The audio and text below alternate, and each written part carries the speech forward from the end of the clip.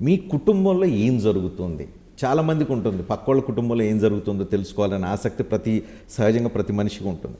కానీ మీ కుటుంబంలో బయటకు వచ్చి నేరుగా రాజకీయంగా పరస్పరం విమర్శలు చేసుకోవడంతో పాటు వ్యక్తిగత విమర్శల స్థాయికి వచ్చేసింది ఎందుకు? అన్ఫార్చునేట్గా ఏంటంటే రజనీ, రిలేషన్షిప్స్లోకి ఎప్పుడైతే రాజకీయాలు జొరబడతాయో ఆ రాజకీయాల్లో కూడా చంద్రబాబు నాయుడు లాంటి కుట్రలతో వ్యక్తిత్వం ఉన్న వ్యక్తులు ఎప్పుడైతే జొరబడతారో అప్పుడు న్యాచురలీ రాజకీయాలలో కుటుంబ రిలేషన్స్లో ఆటోమేటిక్లీ కల్ముషం అనేది వస్తుంది.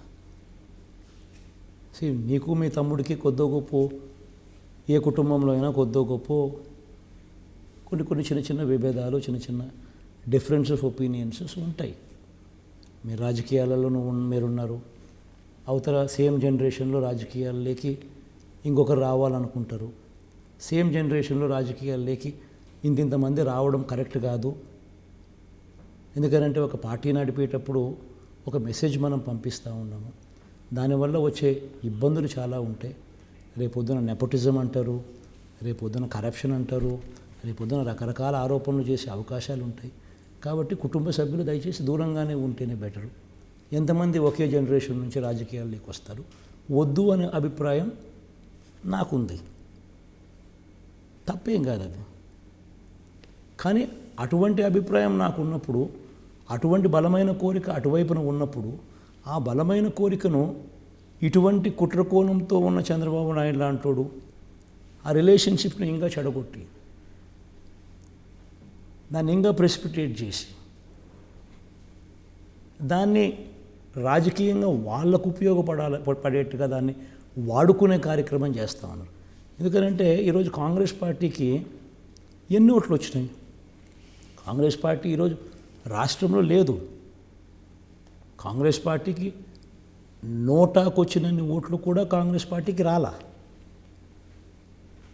రాష్ట్రాన్ని విడగొట్టిన కాంగ్రెస్ పార్టీ, రాజశేఖర రెడ్డి గారిని ఛార్జ్షీట్లో పెట్టిన కాంగ్రెస్ పార్టీ, జగన్ను అంటే వాళ్ళ అన్నను 16 నెలలు జైల్లో పెట్టిన పార్టీ, నా కేసులో petitioners Congress MLAs, Telugu Desam party leaders. ఇటువంటి పార్టీకి కుటుంబ పరంగా కానీ ప్రజల పరంగా కానీ ఎటువంటి మద్దతు ఎక్కడా లేదు. నోటాకు వచ్చినన్ని ఓట్లు కూడా రాని ఈ పార్టీని ఈమెను అక్కడ పెట్టి రేవంత్ రెడ్డి ద్వారా కాంగ్రెస్ పార్టీని రిమోట్ కంట్రోల్గా ఆపరేట్ చేస్తూ, నా చెల్లెనే అక్కడ పెట్టి నాకు సోకాల్డ్ ఓట్స్ అని చెప్పి వీళ్ళంతకు వీళ్ళే ఊహించుకొని నా ఓట్ బ్యాంకును స్ప్లిట్ చేయాలని, స్ప్లిట్ చేసినందువల్ల వాళ్ళకు అది అడ్వాంటేజ్ వస్తుందని ఒక కుట్రకోణంతో ఆలోచన చేసి ఈమెకు తర్వాత ఏదో అదే రేవంత్ రెడ్డితోనో అదే కాంగ్రెస్ పార్టీతో తర్వాత నీకేదో రాజ్యసభ ఇప్పిస్తామనో ఇంకోటి ఇప్పిస్తామనో రకరకాల ఆశలు పెట్టి ఆమెను అక్కడ ముందర పెట్టి తద్వారా నా సోకాల్డ్ ఓటును బ్రేక్ చేసి తద్వారా వాళ్ళు బెనిఫిట్ పొందాలని చెప్పి ఒక కుట్రకోణంతో వీళ్ళంతా రాజకీయాలు చేస్తూ ఉండడం, ఇది దౌర్భాగ్యమైన పరిస్థితుల మధ్యలో జరుగుతూ ఉంది. మీరు అవకాశం ఇస్తే ఈ పరిస్థితి అంతా ఉండదు కదా అని మాట్లాడుకునే వాళ్ళు ఉన్నారు. అవకాశం అంటే ఏం చేయాలి? ఇప్పుడు నేను రాజకీయాల్లోకి యాక్సెప్ట్ చేయాలి అంటే నేను రాజ్యసభ అయ్యాలి, లేదా నేను లోక్సభ అయ్యాలి. తప్పే. మళ్ళీ ఏమంటారు? మళ్ళీ మీరే అంటారు, ఇదే నోటుతో మీరే అంటారు, నెపోటిజం అంటారు, కరప్షన్ అంటారు, ఆరోపణలు అంటారు, రకరకాలు ఇవన్నీ చేస్తూ ఉంటారు. అనేవాళ్ళు ఎక్కువ అంటారు కదా. కానీ ఇప్పుడు రోడ్డు మీదకి వచ్చి మైక్ ఇచ్చుకొని మాట్లాడుకునే పరిస్థితికి వెళ్ళిపోయింది కదా. ఒకటి గుర్తుపెట్టుకోవాల్సిందంటే రజనీ, అల్టిమేట్లీ మనం ప్రజా జీవితంలో ఉన్నాం. ప్రజా జీవితంలో ఉన్నప్పుడు కొన్ని ఛాలెంజెస్ వస్తాయి. బట్ మనం తీసుకున్న ప్రిన్సిపల్స్ ఏదైతే ఉన్నాయో, మనం తీసుకున్న లైన్ ఏదైతే ఉంటుందో అది క్యారెక్టర్ డిఫైన్ చేస్తుంది. కష్టాలు వస్తాయి కదా అని చెప్పి ఆ కష్టాలను మనము తప్పించుకునే దానికోసం అప్పటికప్పుడు సొల్యూషన్ కింద, టెంపరీ సొల్యూషన్ కింద మనం చేసేస్తే పాయ కదా అనే ఉద్దేశంతో ఏ రోజు నిర్ణయాలు తీసుకోకూడదు.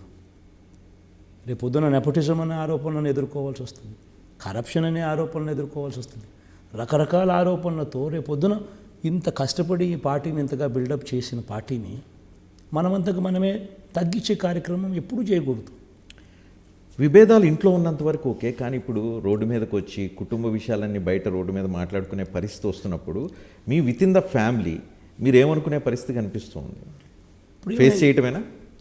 ఇప్పుడు చేయగలిగింది ఏముంది రజనీ? ఒక లెవెల్ దాటిపోయిన తర్వాత, ఒక లెవెల్ దాటేదాకా మనం దాన్ని డిఫ్యూజ్ చేయడానికి ప్రయత్నం చేస్తాం. ఒక లెవెల్ దాటిపోయిన తర్వాత వాళ్ళ జీవితం వాళ్ళది. ఇప్పుడు ఎలక్షన్ అయిపోయిన తర్వాత everybody knows her stand, she is an individual by herself. ఆ తర్వాత కూడా ఏమో ఎప్పుడు జగన్మోహన్ రెడ్డి చెల్లెలు, ఆ తర్వాత కూడా ఇదేమంటే అనలేరు కదా. ఎన్నిసార్లు అంటారు? ఒకసారి అంటావు ఫ్రెష్గా వచ్చింది కాబట్టి, ఫ్రెష్గా చేస్తూ ఉంది కాబట్టి ఒకసారి అంటున్నాం. అలా రోజు ఇదే అనలేవు కదా.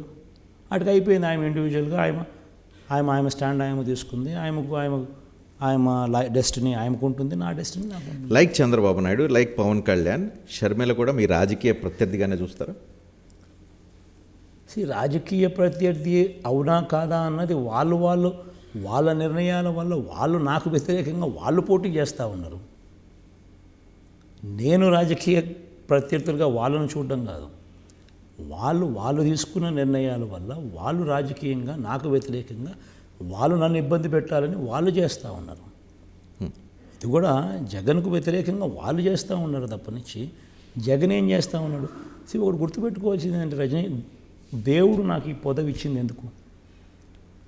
దేవుడు దయ వల్ల నాకు ఈ పదవి వచ్చిన తర్వాత ఈ పదవి దేవుడు నాకు ఎందుకు ఇచ్చినాడు? నేను డబ్బులు సంపాదించుకునే దానికోసం కాదు దేవుడు నాకు ఈ పదవి ఇచ్చింది. నా కుటుంబ సభ్యులను కోటీశ్వరులను చేసేదానికి కాదు దేవుడు నాకు ఈ పదవి ఇచ్చింది. దేవుడు ఈ పదవి నాకు ఇచ్చింది ఎందుకనంటే హిస్టరీ క్రియేట్ చేయడం కోసం, పేదవాళ్ళ జీవితాలు మార్చడం కోసం. నా ఆశ, నా కోరిక కూడా చెప్తా ఉన్నా. నేను చనిపోయిన తర్వాత కూడా ప్రతి ఇంట్లో నా ఫోటో ఉండాలి, ప్రతి పేదవాడు గుండెల్లో బ్రతికే ఉండాలి. That is what drives me into politics. ఆ డ్రీము, ఆ కోరిక, ఆ ప్యాషను ఉంది కాబట్టే ఈరోజు హిస్టరీలో ఎవడూ కూడా చేయని విధంగా ఈరోజు పాలన చేయగలుగుతా ఉన్నాం. పేదవాడికి మంచి చేసేదానికోసం వేగంగా అడుగులు వేయగలుగుతున్నాం చిత్తశుద్ధితో. మీరు ఇందాక అంటున్నారు నెపోటిజం, కుటుంబ రాజకీయాలు వస్తాయని. వైఎస్ఆర్ కాంగ్రెస్ పార్టీ కుటుంబ రాజకీయ పార్టీ కాదని చెప్పదలుచుకున్నారా? మీ కుటుంబ సభ్యులు ఎవరు ఈ పార్టీలో ఫ్యూచర్లో కూడా రారని చెప్పదలుచుకున్నారా? కుటుంబం నుంచి తెచ్చేసరికి ఒకే జనరేషన్ నుంచి తీసుకురావడం వల్ల నువ్వు మంచి కన్నా చెడు జరుగుతుంది. ఏదైనా కానీ డెసిషన్, ఒక నిర్ణయం ఒక పార్టీలో జరిగేసరికి ఆ నిర్ణయం వల్ల పార్టీకి మేలు జరగాల, ఉపయోగపడాలి పార్టీకి. అప్పుడు ఎందుకనంటే ఈ పార్టీ మీద కొన్ని కోట్ల మంది ఆధారపడి ఉన్నారు,